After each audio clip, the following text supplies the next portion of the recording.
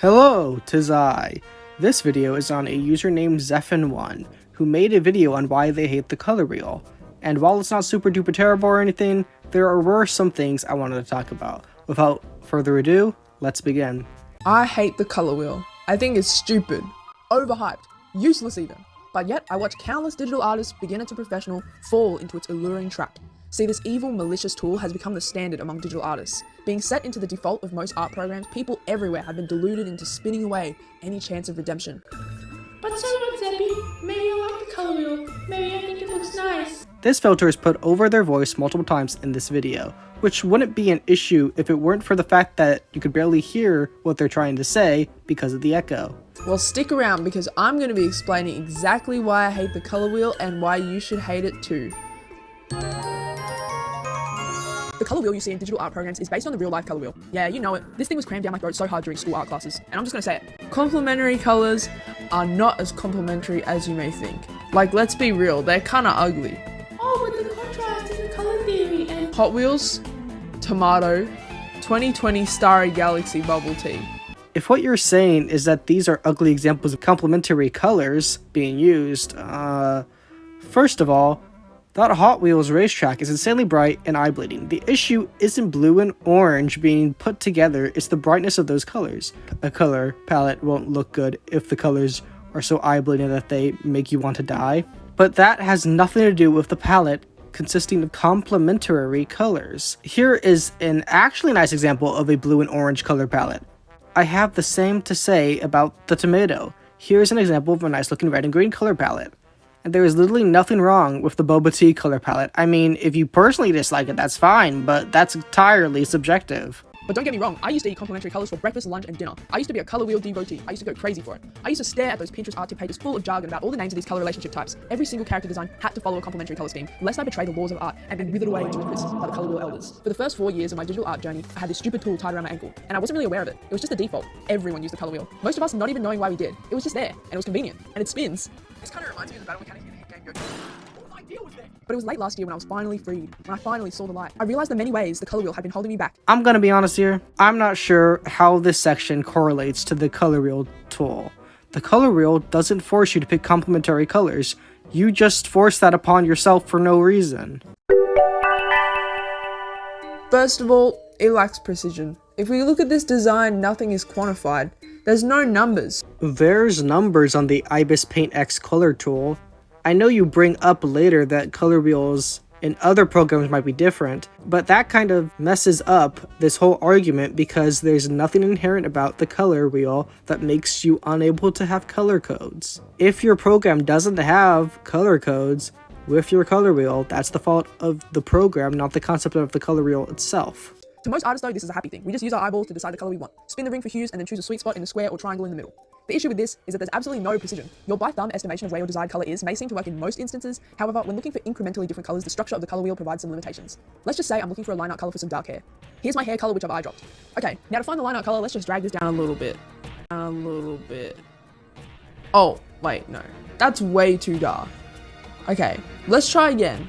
Let's drag it up a tiny little bit more. A tiny little bit more. Oh wait, that's too light. Can't use that. Okay, let's try again. Let's drag it down a little. I give up. Let's just go with pure black. Secondly, it limits your use of hue variation. Okay, the color wheel doesn't forcibly impose this on you, but the big enticing square in the center may lead to some fresher artists electing to consider only values and ignore the shifting of hue. 2 years ago, if I had this nice red here, I would have looked at my big color wheel square and pulled that down a few shades. That would be the fault of your ignorance as an artist, not the color wheel. The hue shifter is right up in your face for you to easily see. If you see this wheel with 2 different moving parts and say, I'm going to use the big shiny one in the middle, that's entirely your fault. I guess we have a shadow now, but if you do that for the whole piece, it's gonna look really sad. The color wheel tricks you into doing this. A giant, imprecise, dumb square slabbed in the center with such a small amount of space allocated to the hue ring. This places the hue lower on your visual hierarchy, and even though you may be conscious to not just color pick based on tint and shade alone, it may subtly communicate to you that you should be less adventurous with your hues. Thirdly, colors are viewed relatively. Another issue with all the colors being next to each other in both the ring and the square is that your only idea of how this color relates to the wider context of your artwork is the space between your color on the eyedropper and the new one you chose on your color wheel. The new color you chose is viewed relative to those around it. So while this blue may look light on your color wheel, it will be too dark on your artwork. The very simple and obvious solution to this is just look at the square where it puts the color you selected. That's like half the purpose of that feature, to let you look at the color you picked. Because of the overly visual structure of the color wheel, you may end up wasting your time on picking colors that aren't what you want or what you need. Overly visual? The colors. The visualness is the most important part. Fourth, the color wheel is too big. It's imprecise, it's limiting, it's deceptive. All these lovely qualities for the low price of half your sidebar. The color wheel is extremely demanding for space. It doesn't work properly if you make it really small because the square in the middle shrinks and the imprecision somehow gets worse. Which is why you recommend the color slider, which is even smaller, making it less precise. This was actually the reason I first ditched the color wheel. I used to draw on quite a small tablet, so I didn't have a lot of space to spare. One day I realized this color wheel thing was taking up so much space that I had to give up on cool stuff like the navigator, brush sizes, and extra layer space. So I booted it out. The color wheel is not worth it in the slightest for the trade-off for your sidebar space. So I've established that the color wheel is a piece of useless trash and that you should chuck it in the bin. But you may be wondering, Zeppi, now we get our colours from. Should we just be doomed to a life of monotone sadness? no, my friend, far from it. Let me show you a world of color like you've never experienced before. Behold, the color slider. I've been using the color slider for over a year now, and I can confirm, I have so much more fun coloring now. As long as you understand how to use this thing, you can achieve much nicer palettes than you could by dabbling around with this color wheel. Instead of the saturation, hue, and brightness being muddled around in this racket, the color slider arranges them in 3 lines, usually with number values next to them, so you can get real thorough. They're all equal in visual hierarchy, ensuring that deep down you know that all these aspects of color are equally important. Up top, you can adjust your hue. When I'm choosing skin tones and accidentally give someone jaundice, all it takes is a few taps to the side, and boom, you're cured. Then there's saturation. If the color I chose is bordering eye burn or just looks out of place, I slide that saturation bar down a tiny bit. Or if it's too muted, I slide it up. Finally, brightness gives you your shades and tints, so you can make your color a bit darker or lighter. So when shading, I turn the brightness down, but I always make sure to change up that hue a little to avoid my drawing looking drab. Which you can easily do with the color wheel you hate so much. While you do have a little bit of that color relativity trickling through from seeing multiple color possibilities next to each other, it's a linear relationship. There's only 2 directions to go in each slider, rather than the multi-dimensional, mind-bending, infinite color barrage of the color wheel. Due to the lower amount of comparison between colors around it, you're basically forced to immediately test out the color on your artwork to see if it's just right. Wait, so first it was a bad thing that you couldn't see the colors correctly, and now it's a good thing? What? This can lead to more accurate and pleasing color selections.